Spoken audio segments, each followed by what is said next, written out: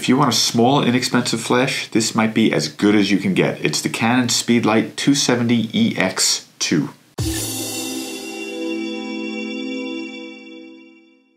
Now, one of the aspects to photography is controlling light, and one of the ways to control light is using a flash. Flashes come in all shapes and sizes, from a pop-up flash all the way up to a big studio strobe. But typically what most people will use is something like this, a Speedlite.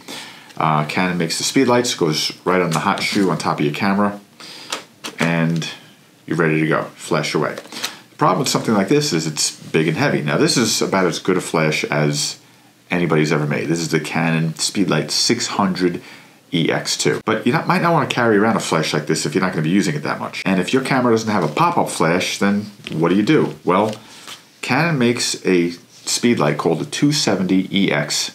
This is the second version of it. And it really is a great flash. So let me tell you some things about this and how it works and what makes it really so good. So I'll start with how and why you want to use flash. Basically to control light, like I said before. And in certain situations, if you want to eliminate shadows, make the lighting a little bit better, you can use flash. So let me take a picture here. I'm using the M50, and I'm going to take a picture without any flash at all, just using the ambient light that's in the room. So you can see it's not a terrible picture, but you can tell it's basically using ambient light. The background is brighter than the subject, me, and there's some shadows, some shadows on my face. So now you want to pop some flash in there, you want to add some light to the subject. So the M50 happens to have a pop-up flash. So let me take the same shot using the pop-up flash on the M50. So you can see that's a little bit harsh. It's direct light, it's a small light, and it's basically flashing light right into my face. In a pinch, if you need it outside, if you want to eliminate some shadows, a pop-up flash is good, but you're better off using an external flash, something that you're going to attach to the hot shoe to kind of make the light a little bit better. So like I said, pop-up flash is good when you really need it, you don't have anything else, but you really want to add something extra to it. So I'm going to take the Speedlite, the small light Speedlite, and this thing you can get for 150 bucks. It's really small and light. It's something, like I said, you can fit in your pocket. You can just stick it in the bottom of your camera bag in an accessory pouch. You won't even know you have it in there. Very small and light, very inexpensive flash that you can use instead of a pop-up flash, or in the case of a camera like the Canon EOS R, doesn't have a pop-up flash. So now instead of having to use a big Speedlite, I can just add this on top. It just basically works as a pop-up flash. It fits right in my bag really easily, doesn't take up a lot of space, doesn't take up a lot of weight, and now I have basically the equivalent of a pop-up flash on my Canon R. So let me put this on the M50. I'll take a shot and show you what that looks like. So here's the same shot using the 270 EX2.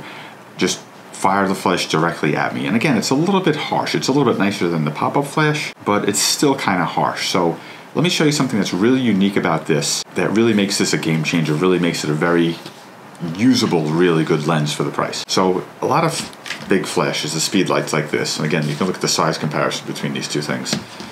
You can tilt them. You can point them up to bounce the flash off the ceiling, or tilt it sideways to bounce it off a wall, and basically spread the light out and diffuse it instead of firing directly at your subject. So being able to do that with a flash like this is really beneficial.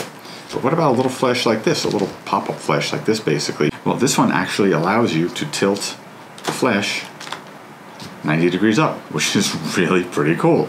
So, in a tiny little flash like this, you don't see that very often. So let's take that same picture I took before with the flash now pointed up, bounced up off the ceiling, and you'll see what a difference it makes. Now you can see that it's much softer. It's a much more evenly lit image.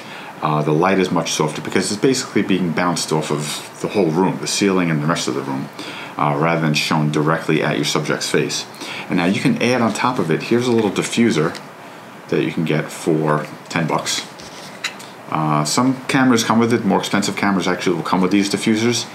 This one I got for 10 bucks added on, and you can just snap it to the front like this, and now when I tilt my flash pointing up, it's basically going to bounce off the ceiling and the walls the way it would before, but it's also going to shine a little bit of light directly at me to fill in a little bit of the shadows that are occurring because of the directional lighting that we're getting. So we'll try the exact same shot, tilted up with the diffuser on top of it. So you can see there you have the same soft lighting as before, but that fills in the shadows a little bit and actually kind of evens the light out a little bit, makes it even nicer. So again, I can't emphasize enough how great it is to be able to use a little flash like this that's inexpensive, lightweight, and actually does a really good job compared to an expensive flash like this. If you're being paid, if it's a gig, if you're shooting a wedding, don't show up with this flash. Show up with this one. This is the one, you know, it looks like basically a pop-up flash. For a paid gig, you're definitely going to want a flash like this, but this is more versatile. The recharge rate is faster. You're going to be able to shoot more frames. The batteries last longer. This actually takes 2 batteries compared to the 4 on this one. So this one isn't going to hold up in a high-pressure situation, a wedding, an event where you have to get the shot. This is for, I don't use flash that often, but I need to have a flash with me, make portraits look nicer. This is the kind of flash for that. Paid gig, something like that, you're definitely going to want to have a big flash like this. But this, I'm telling you, is, you know, for what it is, for the amount of money it is. I'm going to put a link below to Amazon. You can check this out on there also. It really is a great job. So let me just show you. I'm going to use this flash, $600 Canon 600EX2. The best shot I can get out of it. I'm going to use the tilt.